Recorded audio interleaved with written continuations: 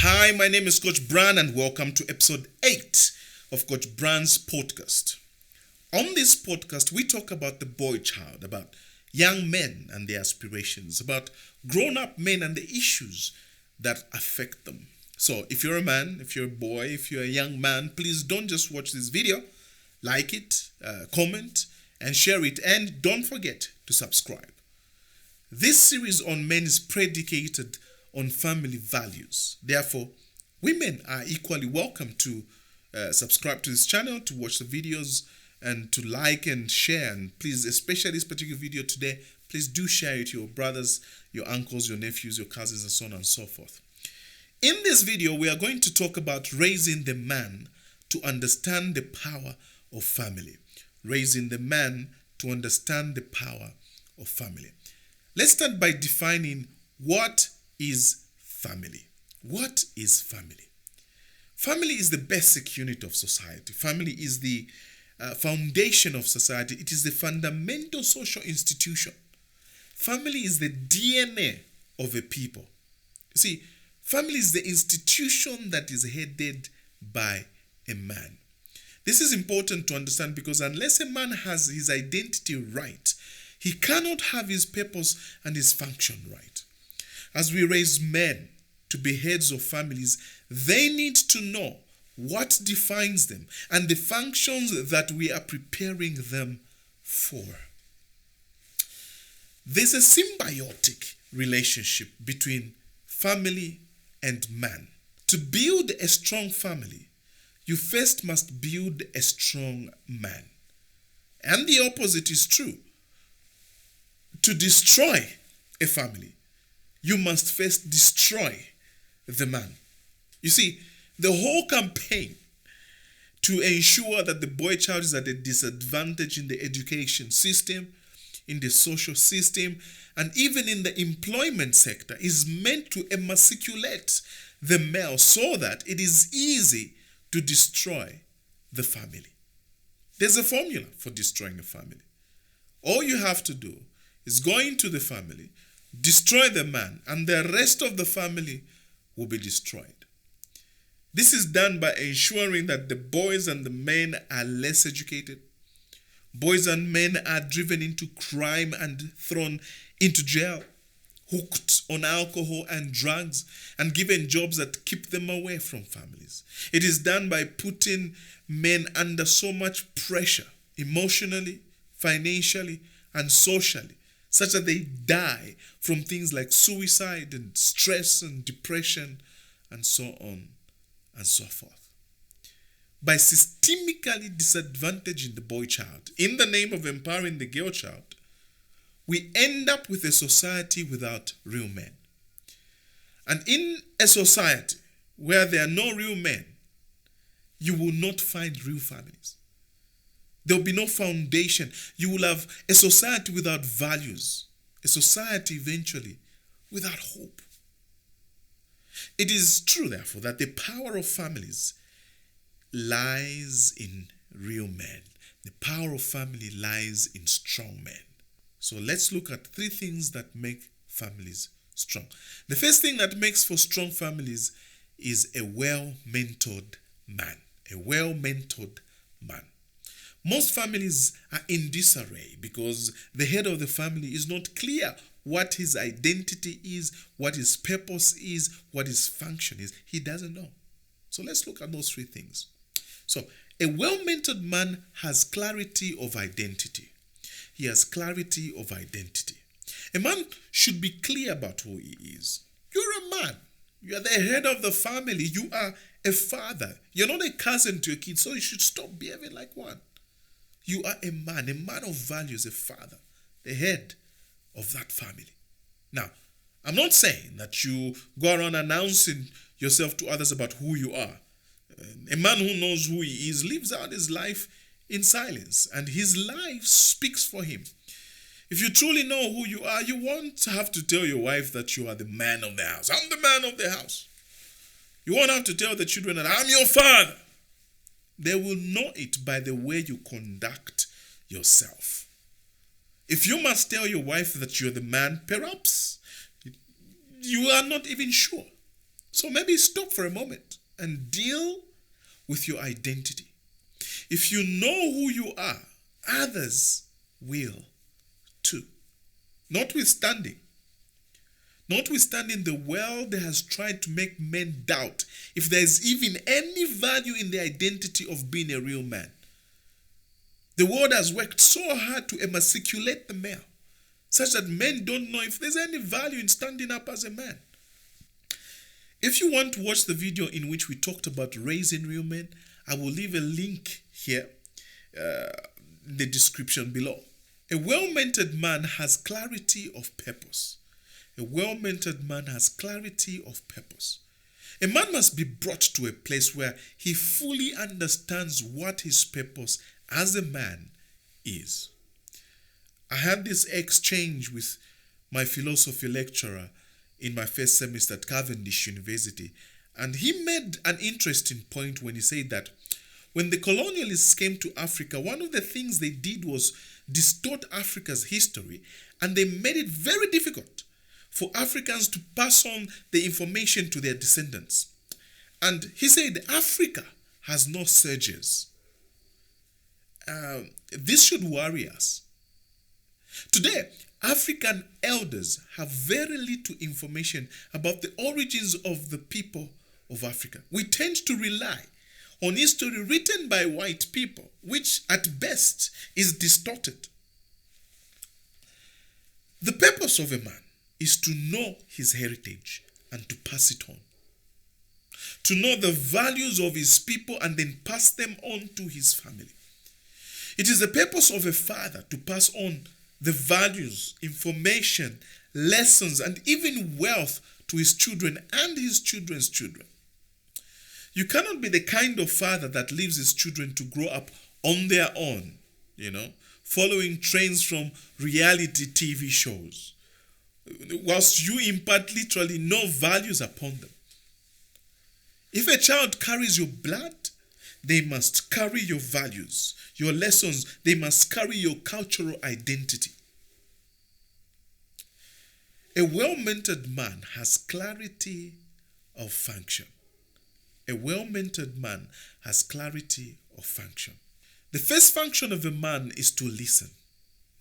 You cannot lead if you do not have an ear to listen. Your capacity to lead is limited by how good a listener you are. Men who have developed their listening skills make for great family leaders. And by listening, I'm not talking about doing whatever you are told to do, being gullible. That's not what I'm talking about. I'm talking about the ability to take time to observe and listen to those around you, including your wife and kids.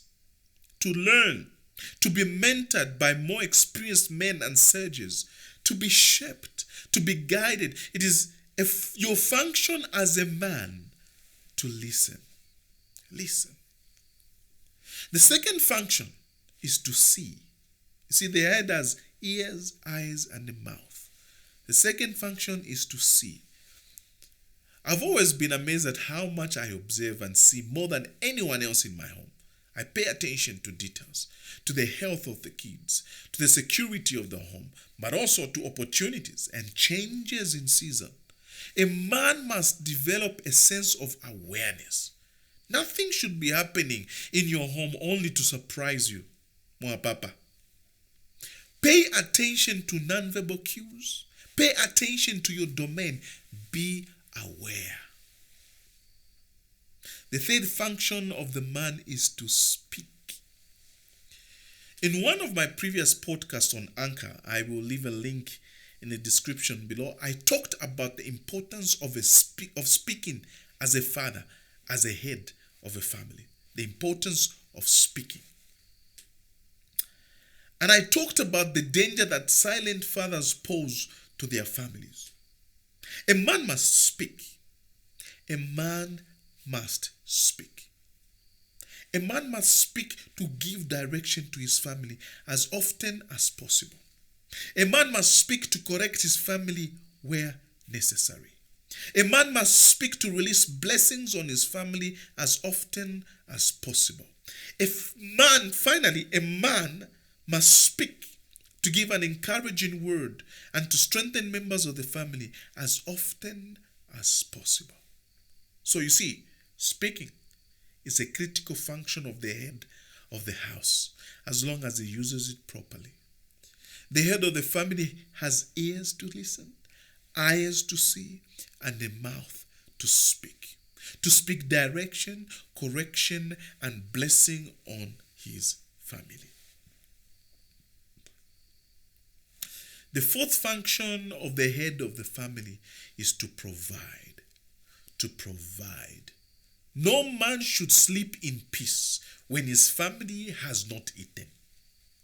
It is probably the easiest function to recognize because men are built with the instinct to provide and to protect. But I want to remind you that by carrying out these functions, you are also passing them on as values to your children and to your grandchildren. So that's the first thing that makes for a strong family. A well-mentored and a well-taught man. Okay? A man who is clear about what his identity is, a man who knows his purpose as a head of the family, a man who knows and performs his functions of listening, of seeing, of speaking, and of providing for his family. That's why this is key. A well-mentored man is important for a strong family to exist. The second thing that makes family strong is supportive family systems. Supportive family systems. Part of the reason why Africa is so poor today, why we have taken too long or even failed to recover from poverty that was exacted on us through the slave trade and through colonialism as Africans, is that we have not espoused the power of family. We have failed to espouse the power of family. Our hope as Africans lies in strong families, whether we like it or not. In standing with each other, not just during weddings and funerals, but also through arts, through businesses, through agriculture. We build a strong community. So let's go back and rebuild supportive family values. That's what we need to do. Let's go back and build supportive family values. Families are as strong as the support they render to family members. Have you noticed how when you post your products on social media, or if you are a content creator like me, you post your videos online and your family and relatives don't like, they don't comment, they don't share your links? Have you noticed? Does it happen to you? I've seen it. If you're my friend and family or relative, this is the time you need to subscribe, like right now, and like and share this video, because we need to build this habit of supporting each other. Why is it that close family members do not stand up to support each other's dreams, and yet when they are in need, they go rushing to family for help? Meanwhile, they are the top fans of popular personalities who don't even know who they are. They don't know. Kardashian doesn't know you. And you're following them everywhere. On social media, the one commenting, they don't even know you. Make sure that you give support to family members and relatives when they do business, when they create content, or when they make efforts to change the world. You would see how much better you would turn out if you got the support of all your family members and relatives cheering you on. Okay? Personally, I must say I enjoy family support in business, and that has helped me a great deal. I own a business where we provide web services, including domain registration, unlimited email services, web hosting, and so on and so forth. 20% of my clientele in this business are family members and relatives. Here's a wisdom tip. Keep the money in the family. Keep the money in the family. But 3 things make it almost impossible to build and grow strong, supportive families. I want us to pay attention to these 3 things before we go on. The first thing is envy. Envy is a common poison, a venom that paralyzes families. You see, envy breeds negative energy that rapidly stifles progress. You will observe that the most difficult environment to progress in life is where there is an overabundance of envy. Aristotle defined envy as pain at the sight of another's good fortune, stirred by those who have what we ought to have. It's just envy. Everyone knows what John 3:16 says. But do you know what James 3:16 says? It says, "For where envy and self-seeking exist, confusion and every evil are there." To build strong, supportive families, we need to deal with the problem of envy. Just a little envy can bring down a great family. Just a little envy can bring down a great family. Look at what is happening in England with the royal family. As you desire to be a man that leads his family to success and safety, you need to understand that that can only be possible if envy is not present in your family. The moment there is envy in the family, paralysis will stifle success and poverty will be the order of the family. Consider the stories of Cain and Abel, Saul and David, Jacob and Esau, and the 12 sons of Jacob. These stories should teach us that envy destroys lives and destroys families. All right, enough? The second thing that makes it almost impossible to build and grow strong family values, strong supportive families, is pride. Pride is like the Siamese twin of envy. Envy itself is rooted in pride. However, pride on its own destroys families. Pride rises against order, and without order, there cannot be progress. Think about it. Watch out for pride in the family and address it lovingly with knowledge, but with strength and wisdom. Uproot pride, because the consequences of pride will be felt most by future generations when they find themselves languishing in pain and poverty many years after the pride was sown into the family. Humility is the guaranteed ticket to promotion in life. The humble are lifted, the proud are fallen. This is a script for life. Choose humility. Choose humility. The third thing that makes it almost impossible to build and grow strong, supportive families is greed. Greed. Greed is another form of poison that breaks down families and brings divisions in families. Raise your children with contentment and kindness. Rid your family of greed and gluttony. Envy, greed, and pride move together. If you entertain envy, greed, and pride, you will suffer in this life. Envy destroys you from inside. Pride removes God's hand from your life.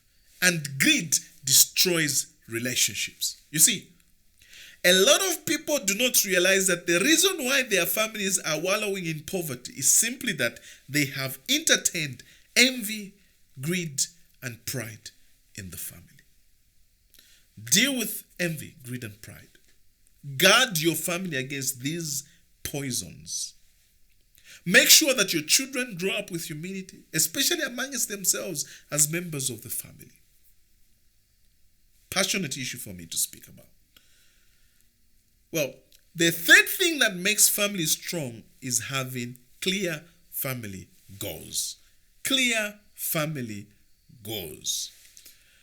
A man who aspires to be a head of a house, a head of a family, must be clear about where he will take that family. A man must have a vision of where his life is going. He must be a good and goal-oriented leader. I tell young ladies that before you say I do, find out what that young man's vision for the family is.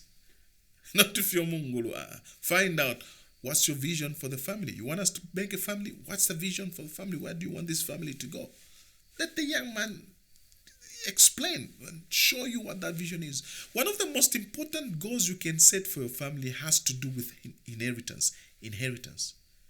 There's a scripture that says a wise man, a good man, leaves an inheritance for his children's children. This is the grand goal. Set this goal. How much are you going to leave for your children's children? Be clear and work towards it as a family. Poverty is a great dissembler. Leaving an inheritance for your children enables them and helps them through life, easing their financial burden. It must be the goal of every family to improve their economic fortunes. When families prosper, communities prosper. Believe it or not, poverty travels through families. Put an end to poverty and let wealth travel through your bloodline. Instead of joining a cooperative, build a family business. But this will not happen without hardships. Familiarity, pride, greed, and envy are some of the attitudes that make family businesses fail.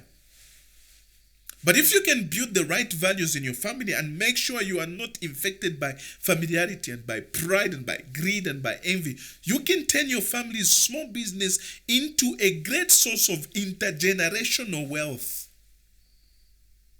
I know asking an African family to start a business may sound far-fetched, but it is the best thing you can do for yourself and for your family. But that's it for me for this episode.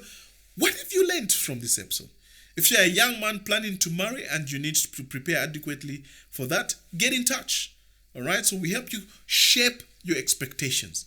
The number is going to be on the screen below here. So just get in touch and we will help you. This episode was made possible by people just like you, by simply subscribing and sharing the videos on this channel. So please subscribe to this channel, like the video, share it, and press the notification bell so that you do not miss the next episode. My goal is to reach just 1,000 subscribers this week. So please go ahead, subscribe, and share to everybody. Let's hit the 1,000 mark and let's keep pushing this message to men. All right? So I'll see you in the next episode. Goodbye for now, and remember to press replay.